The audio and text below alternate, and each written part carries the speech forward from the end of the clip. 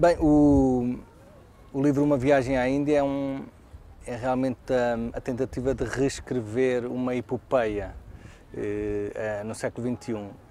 De certa maneira, a ideia de Ulisses como um herói da antiga epopeia, aqui colocado num novo nome, que é Bloom, que também remete para Joyce, como é evidente, e tem a ver com precisamente a ideia de que o herói do século XXI é um herói mesquinho, as suas façanhas são muitas vezes quase criminosas e, portanto, Uma Viagem à Índia tem muito a ver com esta ideia também de que o Ocidente muitas vezes pensa que o Oriente tem qualquer solução milagrosa ou espiritual para os seus problemas. E Uma Viagem à Índia é muito sobre a desilusão de um homem que vai até o outro lado do mundo para tentar encontrar a espiritualidade na Índia e afinal é roubado, é maltratado, ou seja, percebe que no outro lado do mundo as pessoas são mais materialistas do que aqui.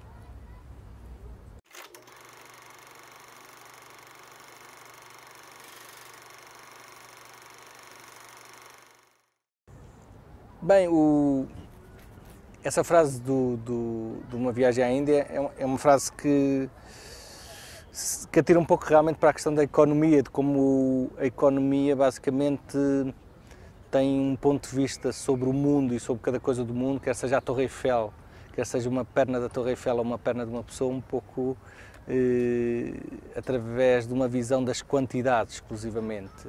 De certa maneira, transforma pesos, alturas, o belo e o feio, transforma tudo em dinheiro. Aliás, o mercado da arte é um pouco isso, é tudo poder ser transformado, um quadro belo, a sensação que nós temos perante uma coisa que nos excita, tudo isso é transformado num preço, num custo. E, de certa maneira, a economia contemporânea e a economia antiga, sendo necessária, é qualquer coisa que nos impede de ver a beleza completa das coisas, não é? E nesse aspecto, penso que nestes anos de crise temos que combater um pouco as quantidades e dizer que isto é belo e eu não quero saber quanto é que custa, não é?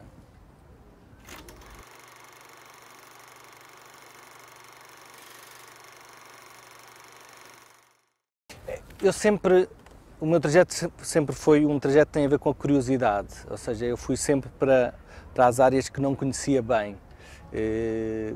Como eu não dominava muito bem a imagem, eu fiz estudos na pintura e no cinema e, portanto, eu gosto da ideia de que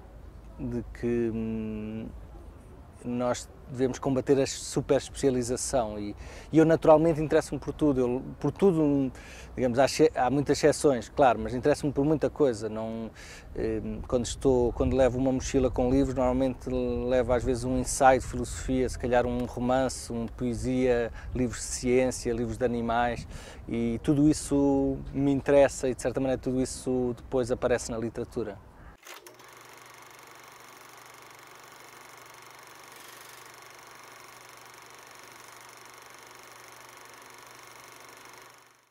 Bem, eu realmente não julgo que os géneros literários não são importantes para quem escreve. E para o emissor o género literário não é importante. O género literário é importante para o receptor, tentar perceber onde é que se encaixa o livro. Mas eu, como escritor, eu escrevo com o alfabeto. Ou seja, eu quando me sento para escrever não me sento a pensar que vou escrever ficção, poesia, ensaio. Eu sento-me e escrevo. E escrever tem a ver com trabalhar com o alfabeto, com o A, B, C, D. Ou seja, o material de trabalho de um escritor não é o romance, a poesia, o ensaio, o teatro. Esse não é o material do escritor. O material do escritor é o alfabeto. E, portanto, o alfabeto não tem género literário. O A, B, C não é da poesia, não há um A da poesia e um A do ensaio ou um A do romance. E, portanto, eu escrevo sem saber o que é que vou fazer e muitas vezes, quando acabo de escrever um livro, olho para o livro e não consigo identificar o livro com nenhum género literário. Mas isto não é intencional, é qualquer coisa de natural, porque o alfabeto não tem género literário, não é?